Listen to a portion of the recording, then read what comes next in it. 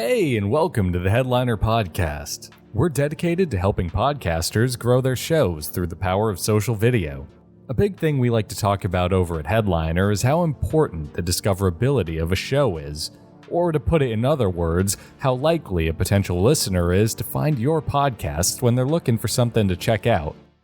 It's a big subject in the podcasting community, and is something that comes up all the time and that's trying to be solved in a ton of different ways. While we here at Headliner usually focus on ways to boost your podcast engagement and listens through video, I thought we'd do things a bit differently on today's episode, and that we should focus on ways to make your podcast itself as discoverable and accessible as possible.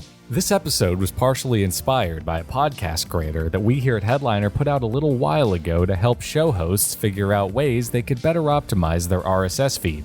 Our podcast grader is available over at podcastgrader.headliner.app.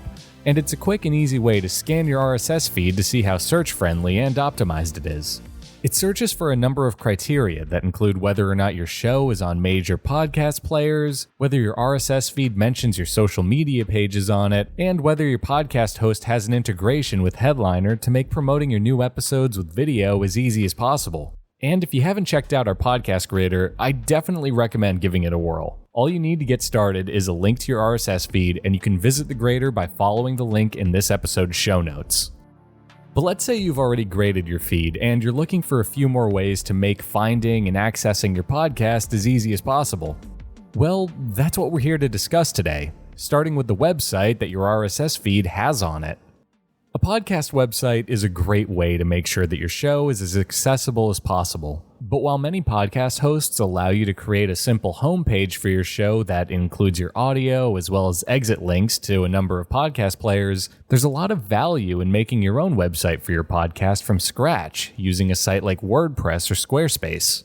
By moving your podcast site over to a service like either of those, you'll be giving yourself a lot more customization than you'd get on a site generated by a podcast host. And while that's definitely more work for you, it actually offers a lot of benefits for helping people find your podcast. That extra customization can come in the form of a personalized landing page, being able to send your listeners to a wider variety of podcast players than you may be able to from a site by your podcast host, or everyone's favorite tool, SEO. With your own podcast site, you can create dedicated blog posts for each episode of your show. You could use this blog post to fill out additional information that didn't make it into your episode, to offer a transcription for your episode itself, or to host clips and excerpts from your podcast for anyone that's curious about what the episode offers. The big benefit of doing this is that you're loading your site with keywords that are tied to the subject of your podcast, which will make it easier for people to find your show while they're searching the web. Another great thing about doing this is that because you're posting an article as opposed to something that's simply linking to a podcast, you'll be able to reach a wider, more diverse audience than you could with just your audio. Plus, your audio can still be a part of the post.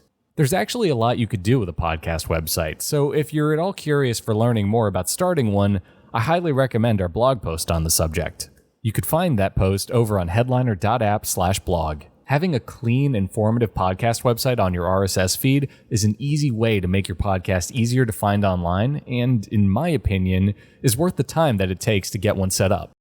Another thing you can do to optimize your RSS feed is to consider adding episode art to your show. Every podcast has its show art, which serves as an illustration for the entirety of your podcast.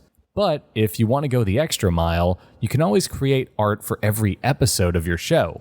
While this may not directly lead to more downloads for your episodes in itself, I think this is a great move for podcasts in specific genres. Some of the types of podcasts that could benefit from episode art are interview or research-based shows, due to the subject of each episode being a little different than the previous one. An interview podcast that serves as a great example of a show with episode art would be Off Camera with Sam Jones, a show dedicated to interviewing famous actors and musicians. Each episode features a headshot of the guest that was taken by the show's host, who's a well-known photographer in Los Angeles.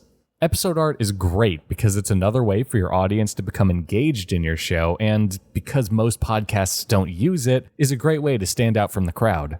Plus, if you're a Headliner user and you're signed up for our automated podcast videos, our site actually uses episode art for its clips. That means that any of your podcast videos that you're sharing on Instagram are going to represent that episode specifically, as opposed to your show as a whole, which is great for helping diversify the content on your feed.